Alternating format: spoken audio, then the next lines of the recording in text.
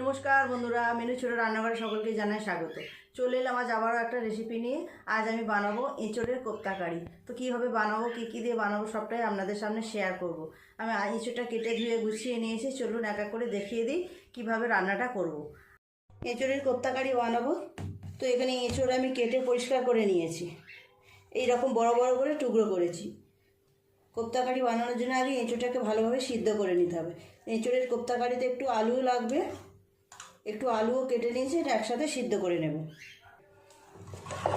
Pressure কুকারের মধ্যে দিয়ে দেব, তাহলে সিদ্ধটা ভালোও হবে, তাড়াতাড়ি হয়েও যাবে। জল, সাদা তেল দিয়ে দেবো 1 চামচ। এঁচোড়ে তো খুব আটা থাকে, এঁচোড় মোচা এই জাতীয় জিনিসগুলো যখন সিদ্ধ করা হয় তখন একটু করে তেল দিয়ে দিলে প্রেসার কুকারের গায়ে আর আটাটা আটকাবে না। একটাই সিটি দেব। গ্যাসে বসিয়ে দেব। এঁচোড়টা ততক্ষণ সিদ্ধ হোক, এই সময় আমি মশলা করব। এখানে দুবার মশলা করতে হবে, 2 রকম। এখানে নিয়েছি কাঁচা লঙ্কা, অল্প একটু আদা, অল্প একটু রসুন, এটা আলাদা মশলা করব। আর এখানে আদা, রসুন, পেঁয়াজ, টমেটো সব কেটে নিয়েছি, এটাও আলাদা করে একটা মশলা বানিয়ে নেব। কিছুটা আলুও কেটে নিয়েছি এঁচোড়ের কোপ্তা কারিতে দেওয়ার জন্য। মশলাগুলো আগে করে নেব। লঙ্কা, আদা, রসুন, অল্প একটু জল দিয়ে পেস্ট করব। এঁচোড় আলু সিদ্ধ করে ভালো করে জল ঝরিয়ে ঠান্ডা করে নিয়েছি। এবার এঁচোড়গুলোকে খুব ভালো করে একটুখানি হাত দিয়ে মেখে মেখে নিতে হবে।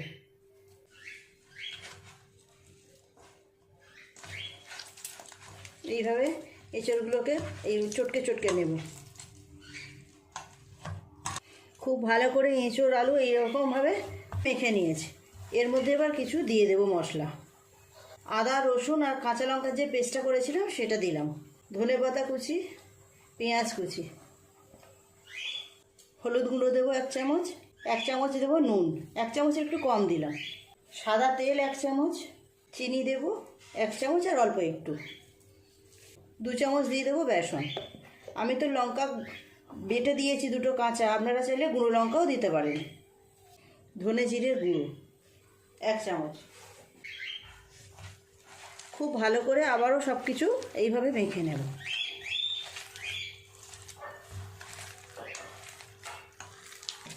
সমস্ত কিছু দিয়ে খুব ভালো করে মেখে নিয়েছি। হাতে একটু তেল নিয়ে গোল গোল করে বলের মতো করে নেব। হাতের মধ্যে একটু তেল লাগিয়ে নিলাম,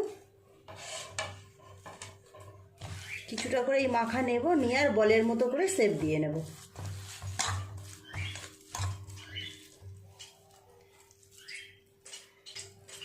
এইরকম সাইজ করলাম। কড়াই তেলও চাপিয়ে দিয়েছি, এইভাবে বড়ার মতো গড়ে নিয়ে আর ভেজে নেব। এক এক করে অনেকগুলোই এইরকম বলের মতো তৈরি করা হয়ে গেছে। এতগুলো তেলটাও গরম হয়ে গেছে, আগে এগুলো ভেজে নেব। তেল ভালোভাবে গরম হয়ে গেছে, দিয়ে দেবো একটা একটা করে।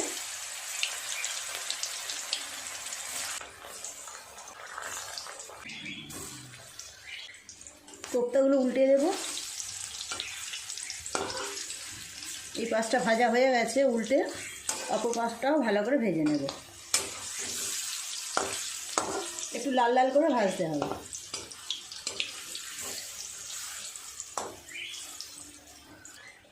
খুব ভালো করে এই কোপ্তাগুলো ভাজা হয়ে গেছে, তুলে নেব।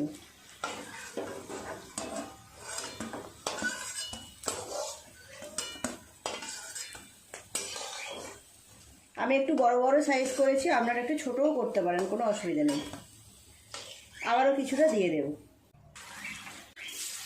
এগুলো ভেজে নেব, আর যতটা মাখা আছে এগুলো থেকে যতগুলো হবে একইভাবে বানিয়ে ভেজে নেব। সমস্ত কোপ্তাগুলোই ভাজা হয়ে গেল, এবার রান্নাটা করে নেব। এই তেলে আলুগুলো ভেজে নেব। আলুগুলো আমি সিদ্ধ করে নিলাম।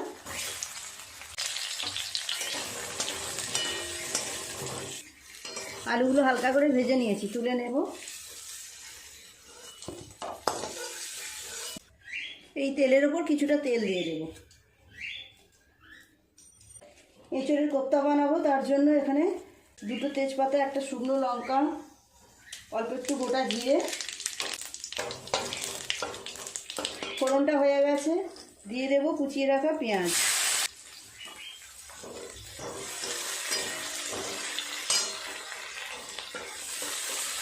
পেঁয়াজটা ভালো করে ভেজে নেব লাল করে। পেঁয়াজটা ভালো করে ভেজে নিয়েছি। এরপর এক এক করে মশলা দিয়ে দেবো। দিয়ে দেবো আদা রসুন বাটা, টমেটো পেস্ট,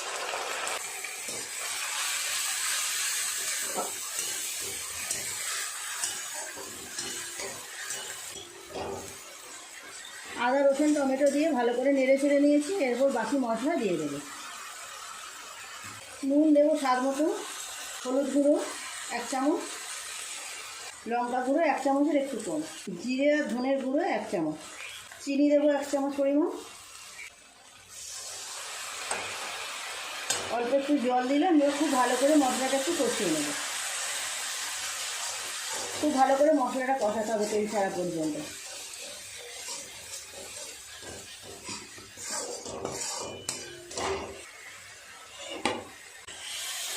খুব ভালো করে মশলাটাকে কষিয়ে নিয়েছি। দিয়ে দেবো ভেজে রাখা আলু।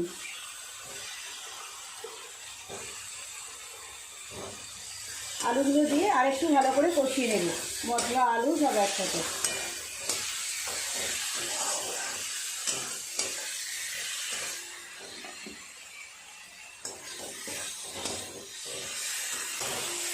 খুব ভালো করে আলুর সাথে মশলাটাকেও কষিয়ে নিলাম। পরিমাণ মতো জল দিয়ে দেবে। ঝোলটা একটু ফুটে গেলেই দিয়ে দেবো ভেজে রাখা কোপ্তাগুলো। খুব ভালোভাবে ঝোলটা ফুটে গেছে, দিয়ে দেবো ভেজে রাখা কোপ্তাগুলো। 1 থালা কোপ্তা, এঁচোড়ের কোপ্তা। খুব পাতলা হবে না রেসিপিটা,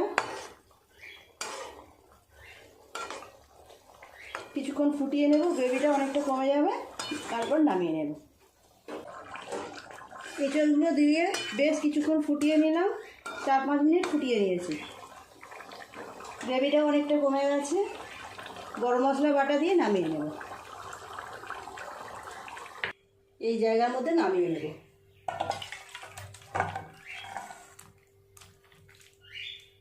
কেমন হয়েছে দেখুন দেখতে। এই দেখুন কোপ্তাগুলো দেখেছেন কেমন লাগছে দেখতে।